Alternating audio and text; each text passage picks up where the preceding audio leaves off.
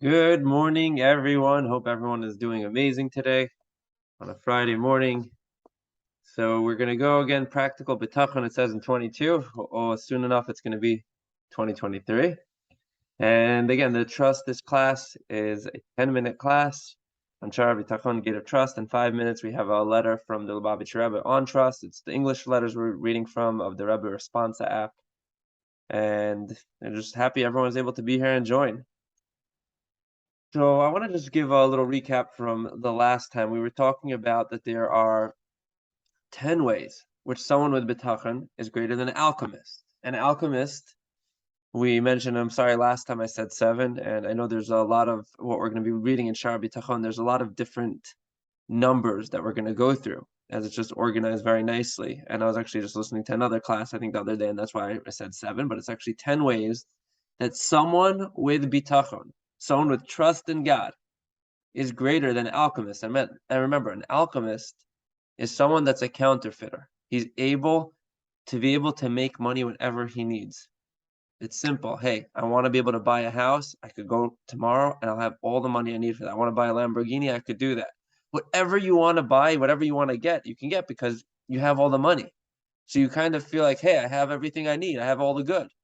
And what we're learning is, no, there's with someone that trusts in Hashem is even greater than an alchemist. So the last time we said was on number 4. I just want to just go over the last part of it. Was we said he must prepare an abundance of he prepares an abundance, right? And if he prepares an abundance, what's he worried about? That someone's going to steal it. And if he prepares just enough, then what's going to happen? Then all of a sudden he might need more for tomorrow, and he's not going to have the material. He's not going to have something that he needs towards it. So then we're going to continue on in number 4 right now with that someone how is someone who's better, someone that's how could he, for the 4th way, how is he better than an alchemist? So he said, we're going to the bottom paragraph, that whoever trusts in Hashem trusts that Hashem will sustain him as he God wishes, and at the time in which he desires to do so, on the place that he wishes, that he God wishes. And I want to say like this, something interesting. If a person needs something from Hashem, what does he have the advantage of? If you ask Hashem for something, Hashem's going to give it to you. Hashem wants to. It's like I heard this beautiful thing when a daughter goes to their father and says, "Daddy, I love you. I care for you. I care. I need this." When it's such a beautiful thing, a father or a mother wants to be able to help out their child. It's not a thing of like, "Oh no, I don't want to do it." No, they want to be there for their child. And so, what does it say over here? That Hashem will do just as God sustains a fetus in the mother's womb and a chick inside the egg. And think about that for a second. A baby that's inside a fetus, which is inside the mother's stomach, right? There's no way to put food inside. And a chick that's inside the egg, there's no way have an opening which food could enter. So how is it possible that they're being sustained? So Hashem made a special miracle that they're being sustained. And Hashem provides them sustenance like that. They provide them food. And also Hashem provides sustenance for the bird which is in the air and a fish which is in the water. And not always do they have food for them, but Hashem makes sure he provides for them. And it says he even provides for the ant and the worm, despite them being tiny. So if a person realizes this, it's phenomenal, because there's so many times in my life personally, again, the reason why I do this is a little bit of a selfish reason why we do this class, because I gain so much from it. Is there's times when, you could think, anyone that has their own business or has something that's going with their own business, for example, you don't know the next day where the money's coming from. When you work for someone, you say, okay, I get my paycheck. But the boss has no idea where the money's coming from sometimes. He thinks a business deal is going to go through, it doesn't go through, and something else happens. But someone that relies on Hashem has real, true tranquility. He's going to take care of me, just like he took care of me when I was in my mother's stomach. I had no food coming from the outside, and he took care of me. And it says a beautiful thing after. It says what's the contrast to the fact that sometimes even the lion, right, despite its strength, it also doesn't have food sometimes. And it says there's a pasuk in Tehillim which says that the young lions suffer want and are hungry, but those that seek Hashem lack no good. So you could say, even the lion, which is the most powerful animal out there, the king of the jungle, and what happens? They could also be starving. They have no food, and and they die. And it says also in Mishlei, it says another beautiful pasuk. It says how Hashem will not starve the soul of the righteous, and what it means like a tzaddik. And again, everyone that, when we're talking about relying on Hashem, this is what our goal is that we're working on, is to be able to be close to Hashem and be able to realize, have this trust. And it says that I was young and I also aged, meaning even an older person, and I've not seen a righteous man forsaken and his seed seeking bread, which means his children, that even Hashem takes care even of his young children. And so that's a very, very special thing. So someone that has bitachon, someone that really works on it, again, it's a hard work. It's not easy.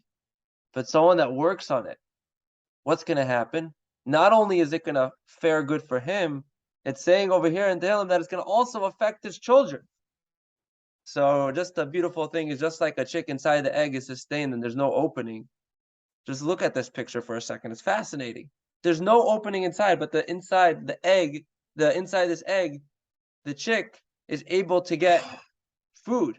And this is the incredible thing that we have with bitachon, is you think that everyone could think that there's something bad, there's nothing good going on, and then take 1 second, realize, look at all the good I have around me, how Hashem takes care of me, I'm alive today, I'm breathing today, look at all the good, He's taking care of me, even the most crazy times. So now we're going to go on to the fifth manner in which a person who trusts in Hashem is even greater than an alchemist. So we say that the alchemist is always in a constant fear of dread due to his occupation. What does that mean? Remember, he's a counterfeiter. So even though he says, I have all the money in the world, life is good, I got everything. But again, he's also afraid of people, and he's afraid from the most important person in the country, which is the king, to the judges, to the police, until the least important one, which could be someone on the street. Imagine, again, just understand this. People, you think, okay, you could speak to some random person and tell them about it. You can't, because if someone else finds out, they're like, hey, you know what? Right now I'm getting jealous of this guy. I'm going to go tell the police on him. I don't want him having all that money. And so this person that's the counterfeiter, he's always living in the state of fear and dread. And so it says that, but a person that trusts in Hashem will be held in awe by even the great and respectable people. And what does that mean? That even the animals and stones will seek to do His will and not cause Him any harm, which is crazy. If you rely on Hashem, it's saying over here, if you rely on Hashem, and people see that, first of all, people will respect you. And I really believe, I saw it the other day, I was walking, all of a sudden, I got out of my car, and I see a person saying, thank you, Hashem. I'm like, what are you saying thank you, Hashem for? Like, I'm working on that kind of thing, because it's a hard thing. He says, I just came out of the store right now, and I'm on the phone with my wife, and I said, thank you, Hashem, I have food. I'm trying to practice every day. I have food. I was able to take a car to be able to get to the store this morning at 7 a.m. There's so many people that can't get out of bed. They're not feeling well. And here I am. I'm able to be thankful that I'm alive and I'm able to go to the store, be able to have money for my family to be able to buy the food. So what is it saying over here? That someone that has bitachon, that even the animals and stones will seek to do as well. As it says, he who dwells with Hashem, and let's go. It says he who dwells in the secret place of the Most High, from the beginning of the pasuk of the Tehillim until the end. It says that someone that's connected with Hashem, he has everything taken care of from him. Yeah, and people respect it. And it also says in 6 troubles. This is in Eov. It says in 6 troubles He will save you, and in the 7th no harm will touch you. And it goes through 6 different things of different times that people could be talking bad about a person, different other troubles that Hashem will save him from. So it's really, this whole thing is that the more we do, the more we trust in Hashem, what's going to happen is we're just going to be in such a better and more positive place. And it says, in famine He redeemed you from death, and it continues until the end of the chapter. And we're not going to have enough time really to go in today to the 6th manner, so we'll get to that, God willing, on the next one. But I just wanted to share before we go into the letter from the Lubavitcher Rebbe to end off the class, that this is something that we talked about last week, and someone responded that they gave some feedback on it, It's a muscle. This is a real muscle of having bitachon in Hashem. It's not easy. It's every day you're working on it, every second. 1 second you could have say, hey, look, everything is amazing right here. I have everything I need. But then all of a sudden, a second later, someone says something inappropriate to you that bothered you, meaning someone hurt your feelings or something like that, or said a joke, and all of a sudden you're in this bad place. And you just have to remember, wait, look at all the good I have. Say thank you to Hashem. I know I have everything, and He's also going to take care of me. And when I don't have something, think of it as two ways. One is as if you don't have something, ask for it, and really believe in it that Hashem is doing the best for me and wants the best for me, and He's going to give it to me. And also remember at the same time that we don't see the whole picture of what's going on over here. And I love bringing this piece is you're a parent, or your parent, whoever it is if you have a child that's about to run in the road. Because I see that the ball went running over there. I was having a catch, and I see that the ball's running in the streets. I'm going to run quickly and get it. And all of a sudden, what happens? There's the father or mother's hand grabs the kid by the shirt collar, and the kid goes, "What's going on?" And he's all upset. And he says, "You don't realize over there's a car coming really fast, and the car didn't see you." And he's like, "Oh, okay." But we don't get that. So Hashem's doing the best for us. He loves us. He cares for us. And that is the most important thing for all of us to realize, is that, Hashem wants the best for every single one of us. And sometimes our challenges, or our quote-unquote challenges, are the things that make us get even stronger and even greater and build up our strength to be able to be closer to Hashem. So today's letter is from the 2nd of Adar, 5744. And which is 1984. And here we go. It's a letter written to a woman from Muncie, New York, and the topic is on getting rid of nervousness. So it's the 2nd of Adar Rishon, Brooklyn, New York, and it's talking to a woman. It doesn't say the name due to privacy. Blessings and greetings. And we talked about this last time, that the reason why it says blessings and greetings first is mitzad tznuah. For a man, it says greetings and blessings first, and for a woman, he says blessing and greetings first. It says, I received your letter with the enclosure. As requested, I'll remember you in the prayer for the fulfillment of your heart's desires for good in regard to yourself and all the members of your family. With regard to the problem of being nervous, etc., obviously this person has nervousness, is anxious. Surely there is no need to emphasize to you at length that one of the basic tenets of our Torah and way of life is to have complete bitachon, trust in Hashem, whose benevolent providence extends to each and every one individually, and everyone whom is written, Hashem is your guardian, your protective shade at your right hand, and much more in this vein. What does that mean? I just wanted to give a stop back. That if you have one of the most important things of our Torah is to have this bitachon, right? And know that Hashem has this hashgacha. Everything goes in the right way, and you have to rely on it. And so we're going to continue.